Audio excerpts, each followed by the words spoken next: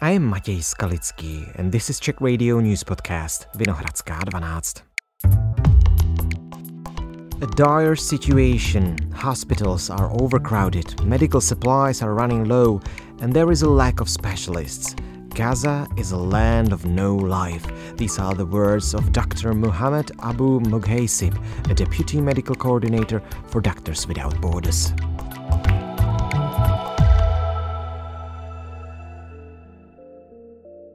It's Wednesday, July 16th.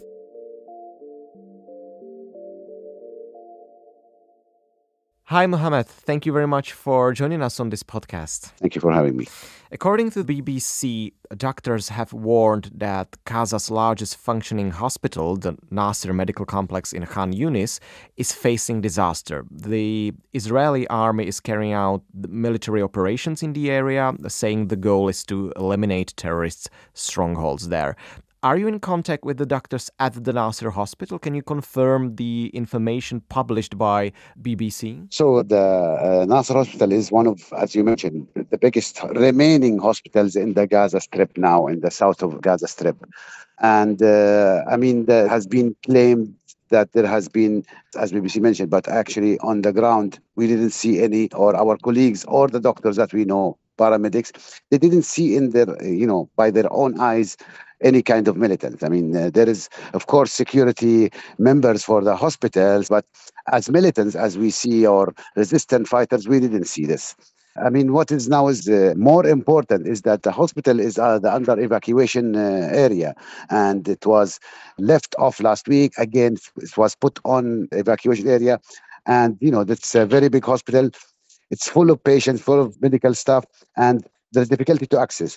So because of the evacuation, we, MSF, we had to evacuate the hospital and to shift our activity in a field hospital in the middle area to have a safe access and movement. When was the last time you were at the hospital? Can you describe the situation there? Is there a risk that the hospital will stop accepting new patients because of the evacuation situation you've mentioned? So I was on last Wednesday, I was in the hospital. We arranged a movement there with our emergency project coordinator to have a meeting with the director of the hospital to settle a few things and technical things regarding the activity.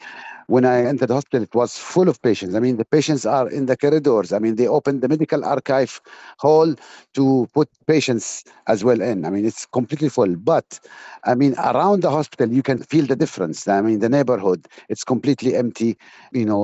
Access, people get, afraid to go, but there is no choice. When you are injured and patient, and there is no other hospital to go, you have to go and to risk to go to the Israeli side informed that hospital Naser will not be under the evacuation. Yes, the area is under evacuation, but Naser hospital will be excluded, so you can function normally. But how you can function normally if you cannot go access it easily? So the ambulances have difficulty to access and come. So it's really confusing for all actors, among us, MSF, and for the patients. It's completely full of patients. It's overwhelmed with patients. I think that the bed occupancy reached more than 140%. Can you tell me specifically how many patients are we talking about in numbers? I think more than 600 patients with the capacity of 300 maximum beds. The hospital structure itself, that's just for the people to understand. It has as well extended tents. They implemented some tents by the support of WHO and other international NGO to extend the bed capacity. So they put some big tents with beds to be able to absorb more wounded and patients, and that the hospital can absorb, because maximum there is 250 beds, and now you have 600 patients.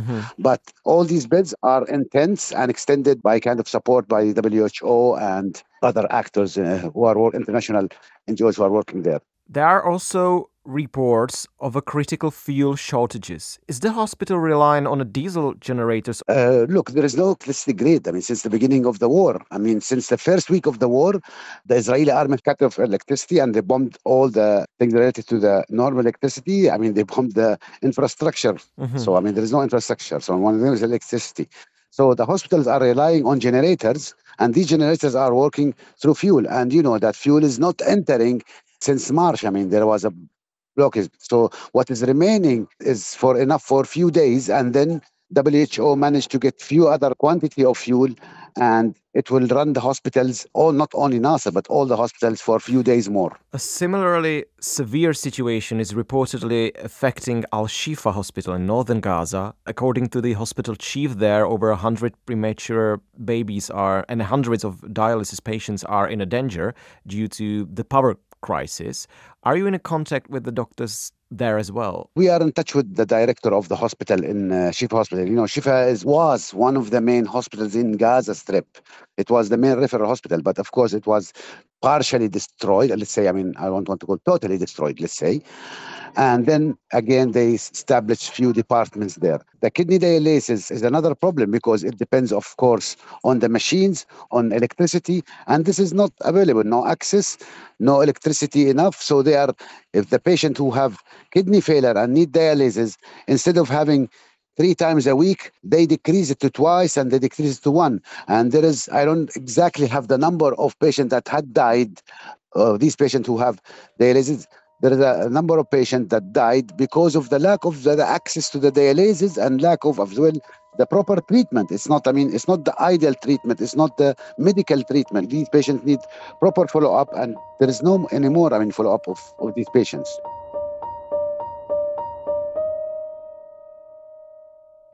Mohammed, which other hospitals in Gaza are still functioning, and do they face a similar situation of overcrowded corridors and the risk of fuel shortages? The governmental hospitals, which are the main hospitals, because there is difference between field hospitals that are implemented by international NGOs like MSF. We have 2 field hospitals. International Medical Corps, this American NGO, have a field hospital.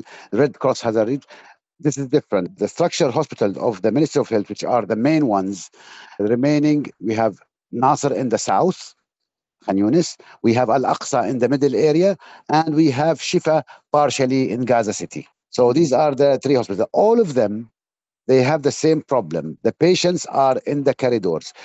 Every day there is 2 to 3 mass casualties. If you have 100 patients coming to the ER in any place in the world, the health system will collapse suddenly. And it's on a daily basis. So you don't have space for the ER, the emergency. You don't have enough operating rooms. You don't have ICU beds, intensive care unit beds. And it's horrific. I cannot prescribe for you when you enter a hospital. It's not a hospital. Hospital is a holy place.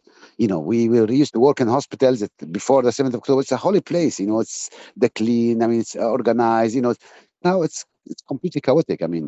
Patients on the ground, you see the blood on the ground, lying patient shouting, patient waiting in queues, to have their emergency treatment. I'm not saying just to be checked. No, they have severe injuries, but there is tens of like them at the same time, and the doctors have no capacity to treat them. So they need to choose which one do they save. Speaking of those 3 main hospitals in Gaza, are the doctors there able to have all the departments of the hospitals still operational? Are surgeries still being performed? One of the things that really I need to hear say that they are the heroes, the doctor, the paramedics of Gaza. They are really heroes. Because they are part of the population. So they have the same suffering of everyone who lives in Gaza.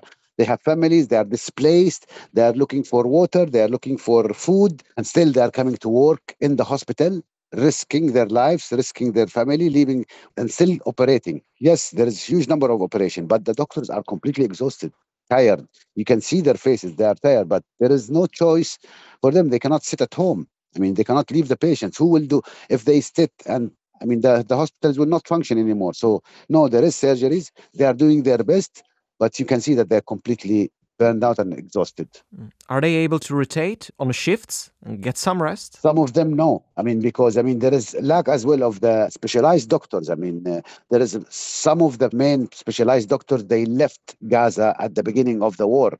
They left not because they wanted to save their lives with their families, so they left. So these big doctors and specialized doctors, and still there is remaining. And, for example, we have in each specialty 1 person who's doing 24 hours, over 7 sometimes, because there is no specialized person in his position to do this.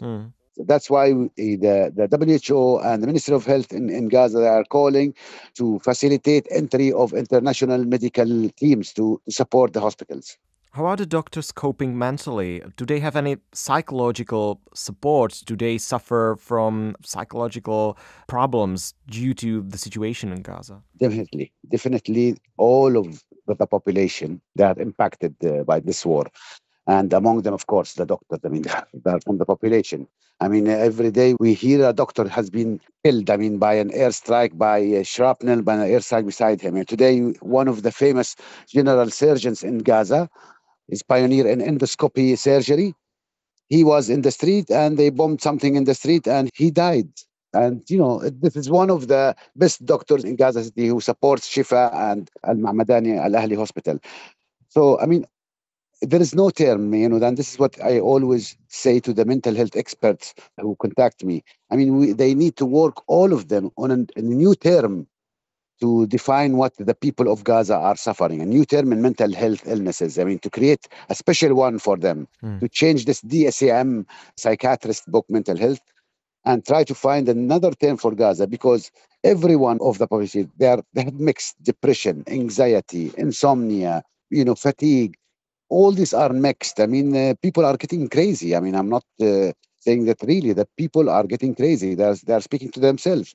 And among them, of course, the doctors are what they see every day. I mean, sometimes the doctors and the surgeons who are working, they receive members of their family killed and injured during their duty. Can you find a new term for what you described right now? For me, I have a master's degree in mental health. And, until now, I'm trying really to figure out what I can call this syndrome. Gaza syndrome is something that anyone can say. But we need to find really a term of this kind of mixed symptoms, mixed mental health illnesses that the population are suffering now. And are there any intervention teams or psychotherapists on the ground to help doctors and patients? I mean, no, it's not. I mean, and even if there will be someone now, the doctors and the paramedics will not look. I mean, they prefer to find water for their families and food rather than having a psychological session. I mean, this is the basic things you need. I don't want to have a session now. I mean, it's not the time. I think mental health will come after if there will be a ceasefire or end of the war. The mental health really will be needed. I mean, a lot of programs, big programs to see and support the population.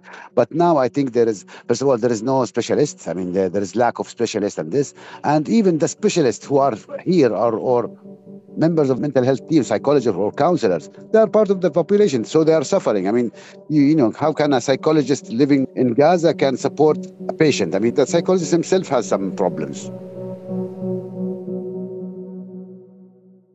Besides the lack of specialists, how about the situation with medical supplies, needles, blood bags, medical bandages, pills, even basic necessities like drinkable water? You've mentioned that, disinfectants. Look, since March, since the ceasefire had broken and again started the war, there was nothing entering, no trucks, no humanitarian aids, no food, no supplies were entering. And of course, drugs were among them. So there is now shortage. I mean, there are more than 46% of the medicine are zero stock. More than 50% of the medical disposables, needles, the gauze, even bandages, are zero stock. There is a lot of orthopedic items that needed for surgery, zero. So, I mean, there is a lot of things, of course, beside the food and the clean water and hygiene material. All of this is not entering since March. And you cannot find it, anymore. I mean, we are pushing. We managed to get 2 trucks in for MSF, but this is nothing. This is a drop in the ocean. Last week, there was lack of gauze and bandages in Naser hospital. Of course, blood units. It's a big, big problem. And of course, they managed last week, the WHO, to bring some units from Jordan and from West Bank. But still, the number of injuries are huge. Huge number of injuries. If you are speaking about 200 injuries per day, all of them, they need blood transfusion, surgery.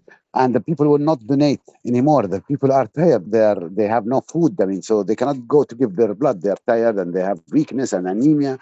So it's horrific. And does the lack of medicine, the drugs, lead to epidemics, to diseases that are breaking out? According to Reuters, citing Gaza-based doctors, there is a growing number of meningitis cases in children. Yes, we were expecting this, not only meningitis. a lot of infectious disease with this kind of condition, with lack of water, hygiene, crowdness. People are squeezed in a small area. All of them are in 25% of the total area of Gaza, intense crowds. So we are expecting the rise of a lot of infectious disease. I mean, it's not only meningitis. Meningitis now, I mean, the last few weeks, there is increase of cases of meningitis in the hospitals. And I mean, children, 2 or 3 cases are put on the bed, in one bed, because there is no space. And there was hepatitis A, there was gastroenteritis, and we are expecting there will be other kind of infectious disease that will rise in if things will not really improve. Children malnutrition is a problem as well. We previously reported on the risk of widespread famine in Gaza. We have our colleagues in MSF, Belgium, Spain. They have the clinics, primary health clinic, and they see, yes, malnutrition cases. I mean, more than 70,000 cases has been seen, not by MSF, by all actors, I mean, reported by WHO. And among the 70,000, I mean, 18 has been admitted, means admission that they have from moderate to acute condition.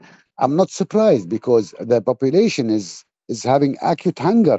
Let's forget about saying feminine and this. No, it's even worse. I mean, it will be if things will not really, food will not enter as before. I mean, using the UN system that has been distributing the food, I think we will have more cases of malnutrition. By the way, how are the hospitals' limitations affecting pregnant women in Gaza? Are they still able to go to hospitals to give birth? Yes, I mean, there is a lot of actors are supporting women health activities, among them MSF as well, supporting Naser Hospital. But there is a percentage of women that are delivering at home, because there is no access, no cars, no ambulances. They are living at night, and it's security. I mean, at night, no one moves. So there is not a big percentage, but there is some cases who had delivered at home in the last few months. The pregnant woman and the lactating woman are suffering from anemia, and, because there is no proper nutrition. I mean, there is no milk, there is no eggs, there is no fruits, there is no vegetables, there is no meat, there is no sometimes bread. So imagine, I mean, a pregnant woman or a lactating woman, how will be her condition. So the situation is not only on the malnutrition for the children, which of course, I mean, they are vulnerable, but everyone in the Gaza Strip is experience acute hunger.